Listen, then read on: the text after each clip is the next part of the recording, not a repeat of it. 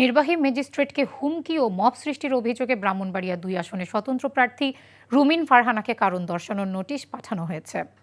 গতরাতে জেলা রিটার্নিং কর্মকর্তা ও জেলা প্রশাসক শারমিন আক্তার জাহান স্বাক্ষরিত এক চিঠিতে তাকে আগামী ২২ জানুয়ারি সকাল ১১টায় জেলা প্রশাসক কার্যালয়ে উপস্থিত হয়ে ব্যাখ্যা দিতে বলা হয়। অন্যথায় আইনানুগ ব্যবস্থা নেওয়া হবে বলে উল্লেখ করা হয়। এর আগে রুমিন ফারহানার বিরুদ্ধে মব সৃষ্টির অভিযোগ আনেন সহকারী রিটার্নিং কর্মকর্তা ও সরাইল উপজেলা নির্বাহী কর্মকর্তা মোহাম্মদ আবু বকর সরকার।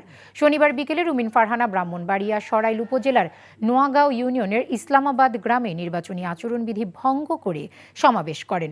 পরে ভ্রাম্যমাণ আদালত পরিচালনাকারী নির্বাহী ম্যাজিস্ট্রেট সমাবেশ বন্ধ করতে বললে তিনি ম্যাজিস্ট্রেটকে হেনস্থা করেন, যার ভিডিও সামাজিক যোগাযোগ মাধ্যমে ভাইরাল হয়।